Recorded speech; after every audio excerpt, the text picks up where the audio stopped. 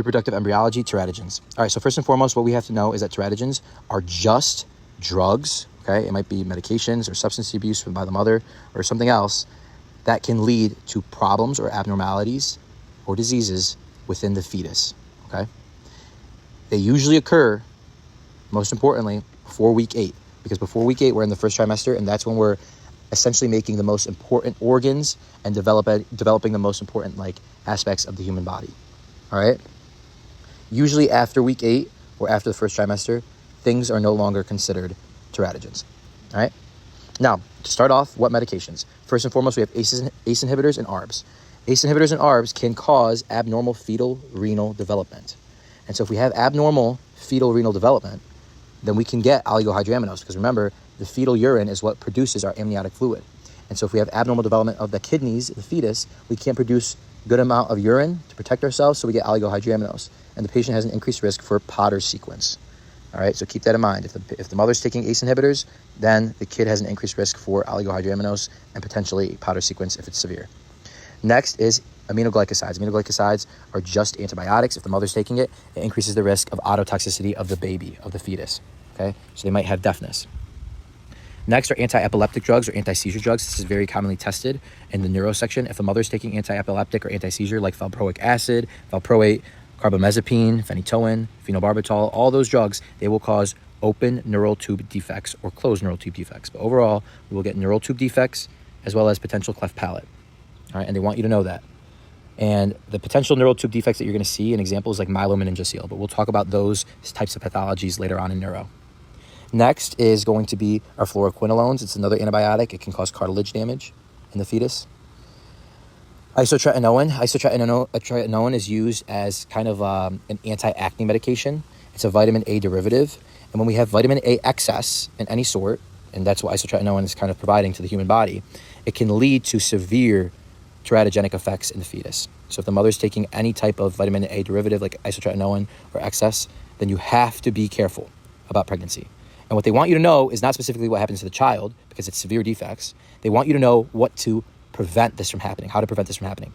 So women that are taking isotretinoin, they must be on 2 forms of contraception, whether that might be using condoms as well as OCPs, or IUDs and OCPs, okay? So you have to have 2 forms of contraception in order to be taking isotretinoin, and that's what they want you to know to avoid this teratogenic effects. Lastly, the women that are taking isotretinoin, they may be subject to taking monthly beta-HCG tests just because of how severe the impact of isotretinoin has on the fetus. Next is lithium. Lithium causes Epstein's anomaly when taken by the female, okay? Epstein's anomaly in the fetus is going to be described as atrialization of the right ventricle. We already discussed it in cardiovascular system, but make sure you understand that they will say atrialization of the right ventricle, essentially making the right ventricle smaller because of the displaced tricuspid valve. That's known as Epstein's anomaly, and it's mainly secondary to the mother using lithium during pregnancy, during the first trimester. And they love to ask about it. All right, next is methimazole. Methimazole, we know that this is aplasia cutis, okay? So that means that the patient, or the fetus I should say, is going to present with missing skin, and mainly it's gonna be on the scalp, top of the head. So we use PTU during the first trimester of pregnancy, but always use methimazole any other time. Tetracyclines, another antibiotic. It causes discolored teeth, yellowing of the teeth. Thalidomide, that's going to be limb defects. That's all you have to know about it. And then warfarin causes bone and cartilage stippling or deformities, okay? Now, moving on to substance abuse. What we have to know about substance abuse is that when a mother drinks alcohol, you can get fetal alcohol syndrome. And in fetal alcohol syndrome, it's kind of its own pathology. The fetus is going to come out with a reduced IQ. As they grow older, they're going to have reduced IQ. And they have a very pathognomonic type of look to them, okay? So whenever you hear these words or see a patient that's like this, you know that it's fetal alcohol syndrome because it's not present anywhere else. They have microcephaly, a small head. They have small palpable fissures, which means essentially that's like your eyelid area. If you look up small palpable fissures in a patient that has fetal alcohol syndrome, you'll see exactly what they're talking about. It's like a very slanted area, okay, that's different than normal people that don't have fetal alcohol syndrome.